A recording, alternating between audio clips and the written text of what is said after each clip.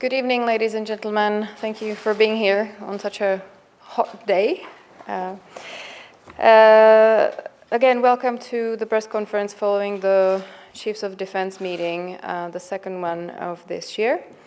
First, as is usual, you will hear statements by General Pavel, Chairman of the NATO Military Committee, followed by General Scaparrotti, Supreme Allied Commander Europe, and General Mercier, Supreme Allied Command Transformation. After the statements, we will open up for Q&As. Without further ado, General Pavel, the floor is yours. Thank you. Good afternoon, ladies and gentlemen. Let me begin this press conference by giving you an overview of the outcomes of second Chiefs of Defence meeting in 2017. It is exactly these meetings where the Chiefs of Defence have the opportunity to assess the current and future work, engage in an open exchange of views, and offer additional guidance and recommendations. Translating political objectives into military reality is at the core of the work we do.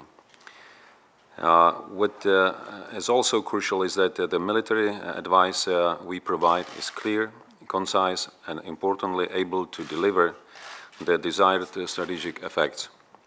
Our work today will assist our heads of state and government in their meeting on the 25th of May and defense ministers in June to make deliberate and considered decisions.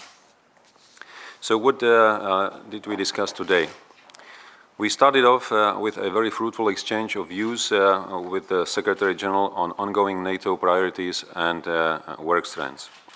Our first strategy session had the Chiefs of Defence look at the threats and challenges to the south of the alliance's borders. We discussed how to further enhance NATO's role in fighting terrorism, including potential NATO membership in the global coalition to counter ISIL, which will be one of the key topics for the heads of state and government meeting. We also addressed ways to move forward with the implementation of projecting stability, including remaining fully committed to the stability and security of the Western Balkans and the next possible steps with regard to NATO's involvement in Iraq. The Chiefs of Defence reiterated their strong support to NATO's projecting stability activities as part of the broad efforts of the international community and the need to work closely with our Mediterranean Dialogue and Istanbul Cooperation Initiative partners, with the European Union and other international organizations. The role the hub for the South will play in coordinating these activities is very important. It will improve our abilities to anticipate crises in the region and respond to them. During the meeting with our partners in the Resolute Support format, discussions centered on recommendations for 2018 and beyond, including on the continued requirement for a flexible and conditions-based approach due to the volatile security situation. The Chiefs of Defence emphasized their long-term commitment to train, advise, and assist the Afghan National Defence and Security Forces, including through the support to the 4-year NDSF roadmap. The Afghan security forces are faced with a challenging security environment. They continue to be tested, but they also continue to endure. It is unquestionable that a stable Afghanistan is in everybody's interest, and not just for regional stability. NATO will continue to support all initiatives which will help achieve this objective. In our final sessions of the day, we first completed the strategic security overview, which included Russia. The Chiefs of Defence then developed recommendations on capability development and resource requirements to continue to underpin NATO's current and future tasks, operations, missions, and activities relating to both defence and deterrence and projecting stability. Finally, the Allied Chiefs of Defence took the opportunity to note an update on the NATO command structure adaptation.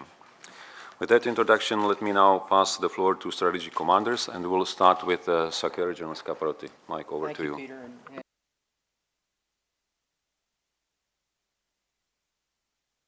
Okay. Well, thank you. And I appreciate you staying this evening for the press conference here. And I appreciated the attendance of the CHODs today. These conversations are always profitable when we get together. I want to express my gratitude for the contributions from across the Alliance to NATO operations and to the defense of Europe. I also appreciate how difficult it is in these complex times to meet all the requirements in the light of high demand and continued resource constraints to provide all the forces that we require. Today, the CHODs discussed, as laid out during the Warsaw Summit, we must do more to ensure a Europe that is whole, free, and at peace. This includes a change in our posture, in our mindset, and our ability to respond at the speed of conflict. Clearly, NATO is changing.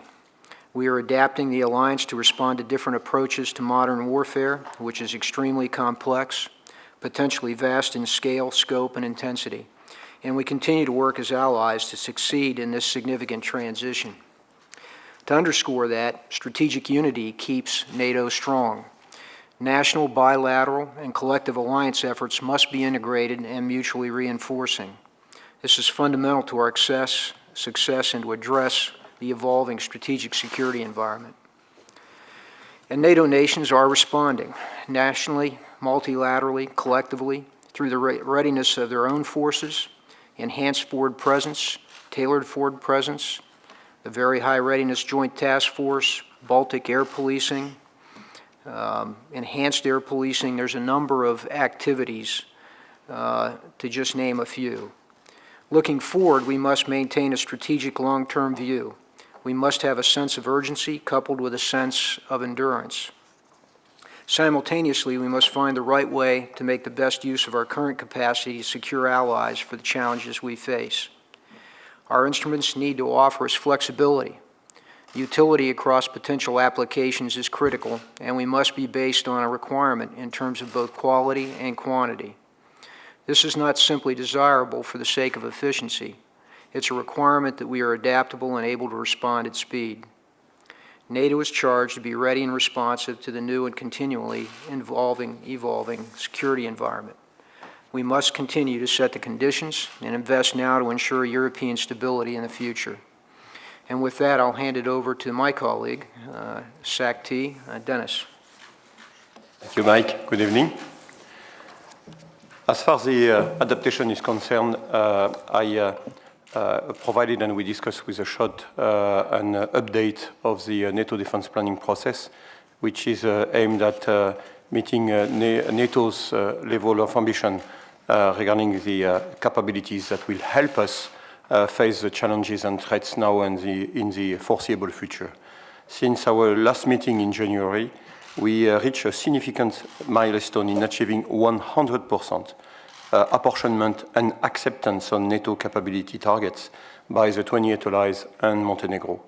These targets are based on the military requirement translated directly from the political guidance, and they are based on the principles of fair burden sharing and reasonable challenge, which means that no ally is asked to provide capabilities beyond its reach. And they reflect the agreed minimum capability requirement targets against the level of ambition defined by NATO. And of course, they take into account the new strategic environment today and again in the foreseeable future.